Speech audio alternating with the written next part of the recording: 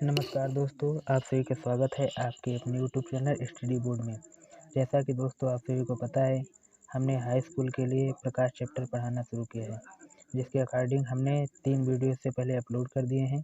अगर आप अभी तक आपने उन वीडियो को नहीं देखा है तो हम उसका लिंक डिस्क्रिप्शन बॉक्स में डाल देंगे, आप वहां से उसे देख सकते हैं, नहीं तो आप चैनल पर जाकर भी उसे देख सकते हैं। तो दोस्तों चलिए शुरू करते हैं। आज हमारा टॉपिक है गोलीय दर्पणों से संबंधित कुछ परिभाषाएं। दोस्तों इस चैप्टर की ये समझ लीजिए जान है, इसके बिना ये चैप्टर संभव ही नहीं है। इसके अंतर्गत हम मुख्य पॉइंट को देखेंगे जो दर्पण और लेंस दोनों में होते हैं, जिसमें से देखिए पहला पॉइंट हमारा है वक्रता केंद्र, दूसरा है वक्रता त्रिज्या, और मैं इसे स्क्रॉल करूं तो नीचे आपको दिख जाएंगे ध्रुव, और ध्रुव के नीचे दर्पण का द्वारक। ये ध्रुव है, दर्पण मुख्य अक्ष है, दर्पण का द्वारक है, मुख्य फोकस है, और इसके नीचे फोकस दूरी है। तो ये आज का हमारा टॉपिक है। तो चलिए बारी बारी से इन सभी को समझते हैं। दोस्तों सबसे पहला पॉइंट आता है अपना वक्रता केंद्र। वक्रता केंद्र इसे हम सी से डिनोट करते हैं। दोस्तों जैसा कि आप सभी लोगों को पता ही होगा कि हमारा जो दर्पण होता है, गोलीय दर्पण, वो किसी गोले से काटा जाता है, और जिस गोले से वो काटे जाते हैं ये दर्पण, उसका केंद्र ही वक्रता केंद्र कहलाता है। जैसा कि आपको हमने पहले भी बताया है, और मैं आपको इसे एक बार फिर से दिखाता हूँ। अगर आपने हमारे पहले वीडियो देखे होंगे तो आपको पता होगा। ये देखिए यहाँ पर सी बिंदु दिया गया है, इसे ही अपने दर्पण का केंद्र कहते हैं, और इसका नाम वक्रता केंद्र कहा जाता है। इसे आपने देख लिया होगा। चलिए अब हम दूसरा पॉइंट देखते हैं। हमारा दूसरा पॉइंट वक्रता त्रिज्या है। वक्रता त्रिज्या, जो हमारी वक्रता त्रिज्या होती है वो उसी गोले के केंद्र से, आपको जैसा पता ही होगा, आपने वृत्त चैप्टर में पढ़ा होगा मैथ में, वक्रता त्रिज्या जैसे त्रिज्या होती है वैसे ही वक्रता त्रिज्या होती है। वक्रता केंद्र से लेकर हमारे दर्पण के जो परावर्तक तल हैं वहाँ तक की दूरी को त्रिज्या कहते हैं। इसे भी आपको हम एक बार चित्र में दिखा देते हैं, जिससे कि आपको स्पष्ट हो जाए। जैसा कि आप इस चित्र में देख रहे होंगे, यहाँ पर दोनों दर्पण इसीलिए हमने रखे हैं। यहाँ से सी से लेकर पी तक की दूरी ही हमारी वक्रता त्रिज्या है। इस दर्पण में ये रही, और ये हमारे दूसरे दर्पण में ये दूरी, इसे हम वक्रता त्रिज्या कहते हैं। ये बिल्कुल मैथ वाली त्रिज्या के समान है, इसमें कोई दिक्कत नहीं है, आप इसे आसानी से समझ सकते हैं। मतलब ध्रुव से केंद्र तक की दूरी को वक्रता त्रिज्या कहते हैं। यहाँ पर हमने परिभाषा भी लिख रखी है, आप यहाँ पर पढ़ सकते हैं। ये परिभाषा में हमने लिख रखा है, उस गोले की त्रिज्या जिसका कि दर्पण एक भाग होता है, वह दर्पण की वक्रता त्रिज्या होती है। इसे हम आर से प्रदर्शित करते हैं, आर से, और आर की जो दूरी होती है वो सी पी के बराबर होती है। जैसा कि आपको पता है, वक्रता केंद्र को हम सी से प्रदर्शित करते हैं और ध्रुव को हम पी से प्रदर्शित करते हैं, तो इन दोनों को मिलाने वाली रेखा को हम सी पी कहते हैं, जो कि हमारी वक्रता त्रिज्या होती है। तो हम आशा करते हैं कि आपको वक्रता केंद्र वक्रता त्रिज्या अच्छे से समझ में आ गया होगा। तो हमारा नेक्स्ट टॉपिक है ध्रुव, जिसे इंग्लिश में पोल कहते हैं। ये रहा पोल वही है जो पी में हमने पहले भी दिखाया है। यहाँ पर आप देख सकते हैं, नीचे स्क्रॉल करके दिखा देता हूँ, ये बिंदु, ये दर्पण का ये बिंदु पोल हमारा कहलाता है। इसमें ये है, इसमें ये है। दोस्तों तो चलिए हम एक बार इसकी परिभाषा भी पढ़ लेते हैं, इसकी डिफिनेशन क्या है। तो हमारी पोल की डिफिनेशन है, दर्पण के परावर्तक तल के मध्य बिंदु को दर्पण का ध्रुव कहते हैं, इसे पी से प्रदर्शित करते हैं, जैसा कि यहाँ पर हमने लिख रखा है। आपको एक बार हम फिर से दिखा देते हैं, जिससे कि आपको सब कुछ अच्छे से एक्सप्लेन हो जाए, अच्छे समझ में आ जाए। ये देखिए हमारा ये दर्पण जो है यहाँ से शुरू होता है और यहाँ पर आकर ख़त्म होता है। आप इसे देखेंगे ध्यान से, तो ये बिल्कुल ये जो पी है इस परावर्तक तल के बिल्कुल मध्य में, इसे ही ध्रुव कहा जाता है। अब आपको दर्पण के ध्रुव बिल्कुल अच्छे समझ में आ गया होगा, हम आशा करते हैं। इसका ध्रुव ये है, इसका ध्रुव ये है। दर्पण अभी तक हमने 3 पॉइंट आपको बता दिए हैं, जिसमें से पहला पॉइंट हमारा है वक्रता त्रिज्या, वक्रता केंद्र, दूसरा है वक्रता त्रिज्या, पहला वक्रता केंद्र, दूसरा वक्रता त्रिज्या, और तीसरा हमारा है ध्रुव। ये तीनों पॉइंट आपको समझ में आ गए चुके होंगे। चलिए फिर हम अगला नेक्स्ट पॉइंट देखते हैं। इसमें हमारा जो चौथा पॉइंट है ये हमारा मुख्य अक्ष है, जिसे इंग्लिश में प्रिंसिपल एक्सिस कहते हैं।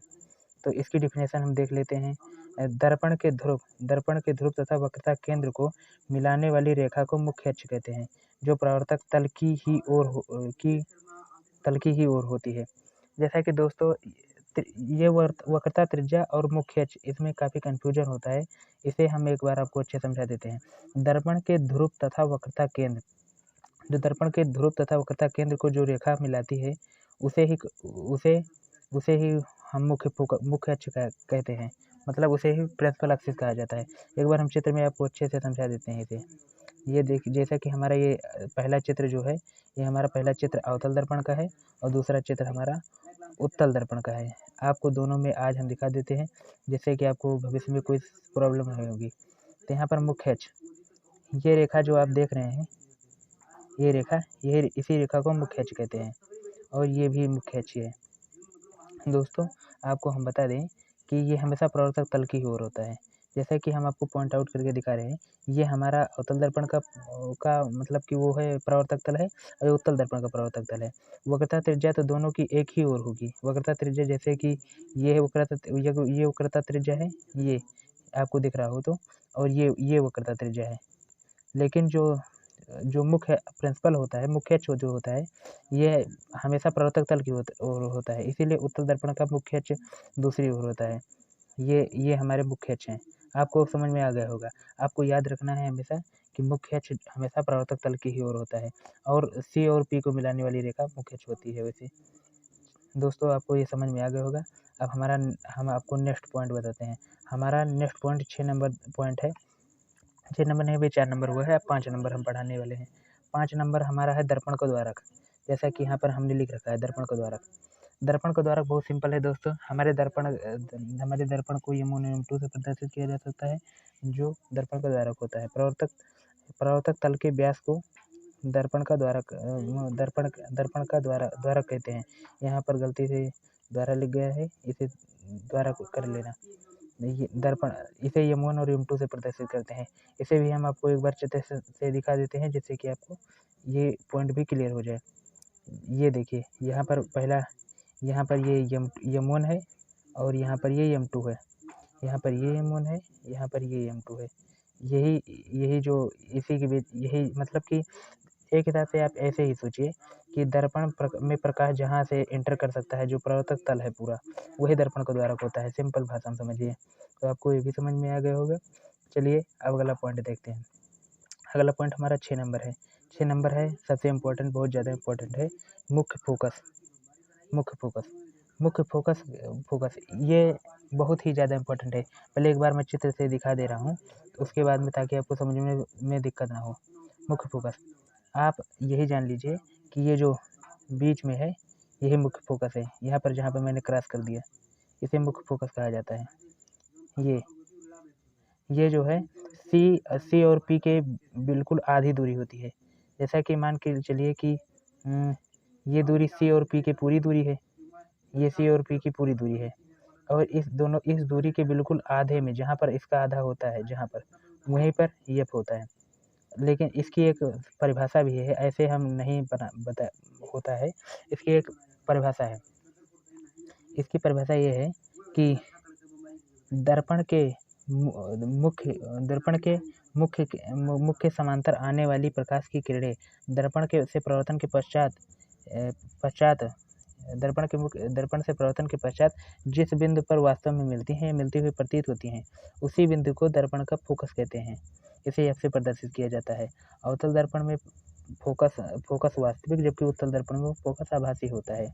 अवतल दर्पण में फोकस प्रवर्तन तल के सामने, जबकि उत्तल दर्पण में फोकस तल के पीछे होता है। यहाँ पर हम आपको दिखाने का प्रयास करें चित्र में, तो आप यहाँ पर साफ साफ देख सकते हैं। जैसा कि आपको यहाँ पर साफ साफ देख सकते हैं, इसका प्रवर्तक तल इस ओर है, इसका प्रवर्तक तल भी इसी ओर है। लेकिन आपको यहाँ पर दिख रहा होगा, इसका फोकस तो प्रवर्तक तल की ओर है, लेकिन इसका प्रवर्तक तल के दूसरी ओर है। तो हम आपको इसमें थोड़ा और डरा करके आपको अच्छे से एक्सप्लेन करने का प्रयास करते हैं। जैसा कि यहाँ पर हाँ नीचे और एक चित्र मिल गया, अब आपको आसानी समझ में आ जाएगा। ये फोकस का बढ़िया चित्र है। देखिए जैसे कि ये हमारा ये पहला चित्र जो है, ये हमारा पहला चित्र अवतल दर्पण का है और ये हमारा दूसरा चित्र उत्तल दर्पण का है। और पहले में ये रहा फोकस है और दूसरे चित्र में दर्पण के मतलब परावर्तक तल के दूसरी ओर फोकस है। अब आप इस चित्र में ध्यान से देखने का प्रयास करेंगे तो आप पाएंगे कि यहाँ से कुछ मुख्य अक्ष के समानांतर कुछ किरणें जा रही हैं, यहाँ से भी कुछ किरणें जा रही हैं और ये जब परावर्तित होती हैं तो परावर्तित होकर बिल्कुल इसी फोकस पर आकर गिरती हैं। इसे हम मिटाकर आपको एक बार दिखाते हैं।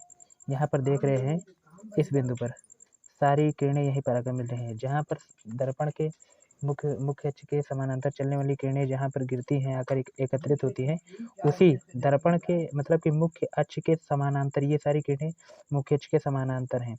यही इसका कीवर्ड है, मतलब कि यही इम्पोर्टेंट पॉइंट है, जो जहाँ परावर्तन के पश्चात अगर दर्पण के मुख्य अक्ष के अगर समानांतर किरणें न चले, जैसे कि ऐसे तिरछा जाएं, नहीं तो ऐसे आएँ, ऐसे कुछ आएंगे तो फिर ये वहाँ पर फोकस पर नहीं जाएंगे। लेकिन जब दर्पण के मुख्य अक्ष के जब समांतर किरणें आएंगे तो फोकस पे रुकेंगे, तो इसका फोकस तो वास्तविक हो गया।